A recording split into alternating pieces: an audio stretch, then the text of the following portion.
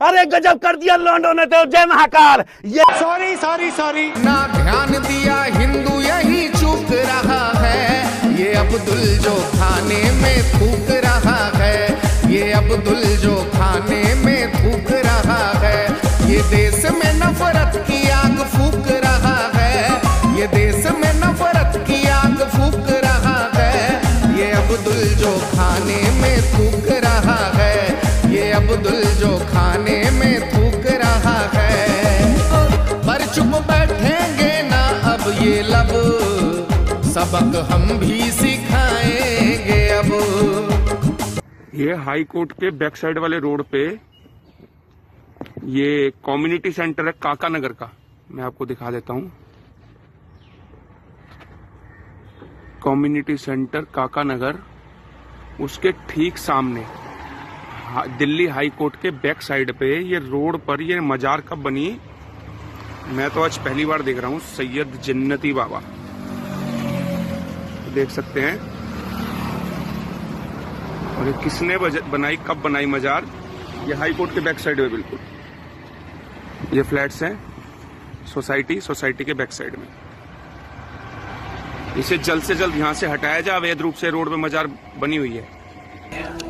ये सरकारी जमीनों पे रातों रात पीर फकीर पैदा होते हैं और कब्र भी बन जाती है। ये मस्जिदें सरकारी जमीन पे बन क्यों रही हैं?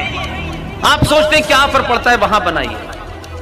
नहीं, लाहौर में भी 1935 में लोग सोचते थे, और कश्मीर के हिंदुओं को भी इस बात की गलत फहमी थी 1990 से पहले, जबकि 6 बार उनका पलायन हो चुका था। वो भी यही मानते थे, नहीं कश्मीरियत, इंसानियत और जमहूरियत। 19 जनवरी 1990 के बाद कश्मीरी हिंदुओं को पता चला इंसानियत का मतलब क्या होता है। जब तक आप तबाह ना हो जाएं, तब तक आप चेतते नहीं हैं। तो हमने जो है तो 2 अक्टूबर 2021 तक के लिए समय दिया है। अगर 2 अक्टूबर 2021 तक भारत को यदि हिंदू राष्ट्र घोषित नहीं किया गया, ईसाइयों और मुसलमानों की नेशनलिटी खत्म नहीं की गई, तो फिर 2 अक्टूबर गांधी जयंती के दिन मैं सरजू जी में जल समाधि लूंगा। क्योंकि देश का विभाजन हिंदू मुसलमान के नाम पर हुआ है, और मुसलमानों ने उस समय जो है कहा कि हम हिंदुओं के साथ नहीं रह सकते हैं, हमको अलग देश चाहिए, और पाकिस्तान, बांग्लादेश उनको दिया गया जो मुस्लिम देश घोषित हो गया।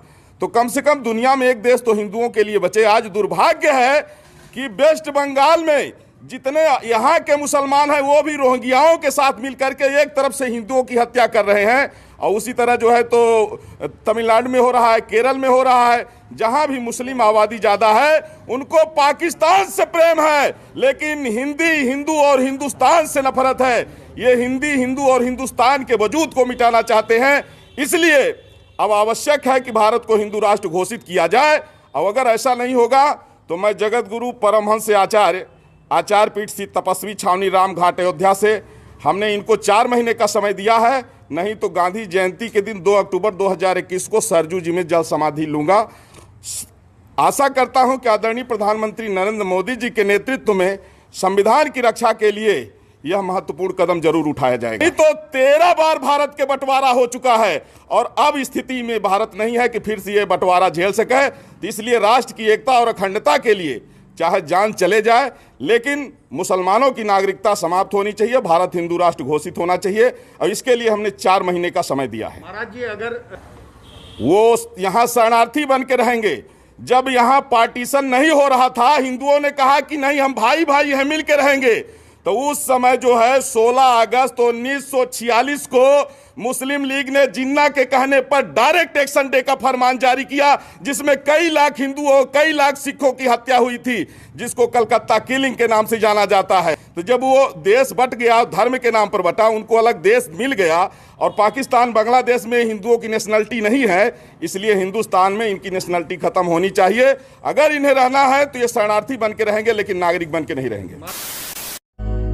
मैं क्या करूं?